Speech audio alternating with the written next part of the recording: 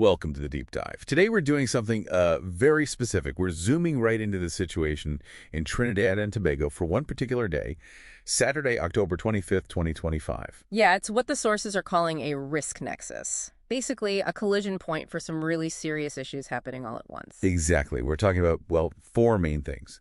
Sovereign instability, a really high security footing, some major operational constraints because of events, and climatic hazards too. And to really get a handle on it, you kind of have to start with the security situation. There's a nationwide state of emergency, the SOE, active since July 2025. Right. And the reason for it is key, isn't it? It wasn't just, general crime stats going up. No, not at all. The intelligence was very specific. It pointed to highly organized criminal groups operating from inside prisons. Get this, plotting assassinations and kidnappings targeting senior people. We're talking judges, prosecutors, top law enforcement officials. That's why the threat level is pegged at level 5, extreme. Which is incredibly serious. But then you have this massive scheduling conflict. That exact weekend, October 24th to 26th, is the Tobago Carnival. A huge event. And that demands a lot of security personnel shifted over to Tobago, right? Precisely. Which inevitably stretches resources thin back in Trinidad, especially in those high-risk areas where these plots originated. The threat hasn't vanished just because there's a party on. Yeah, you can see the tension there immediately. Yeah. It makes sense why the U.S. State Department still has that level 3. Reconsider travel advisory up.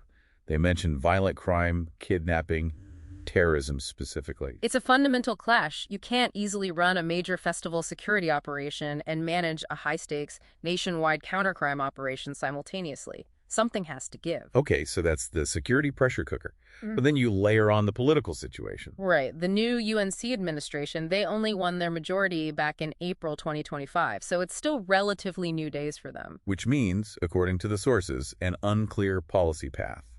That creates uncertainty, especially for investors, doesn't it? It does, and it's happening while the government's also tied up with the national budget debates that was presented October 13th. All this against a backdrop of pretty sluggish economic growth, forecast at just 1% for 2025.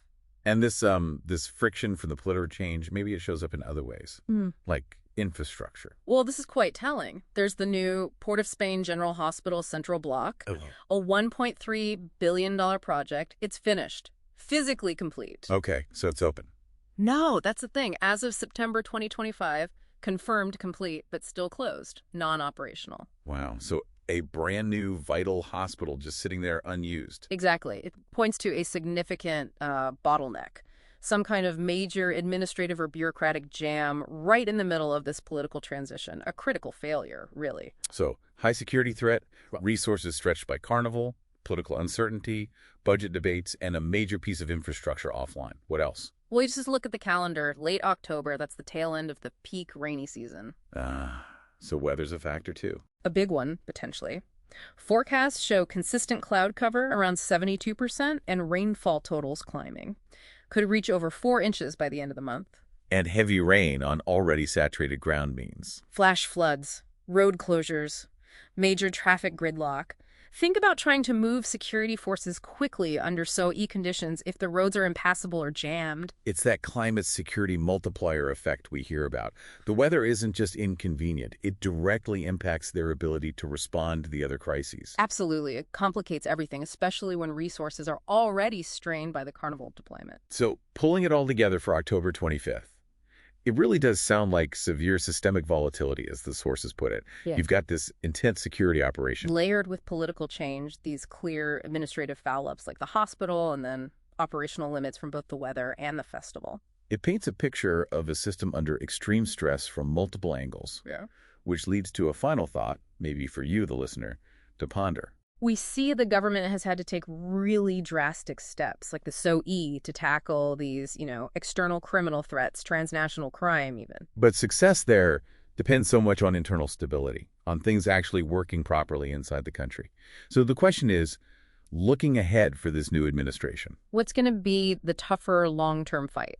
Is it containing those external criminal networks? Or is it fixing the internal bureaucratic problems, the capacity issues that mean a finished vital hospital stays shut, which challenge runs deeper? something to think about. That's our deep dive for today.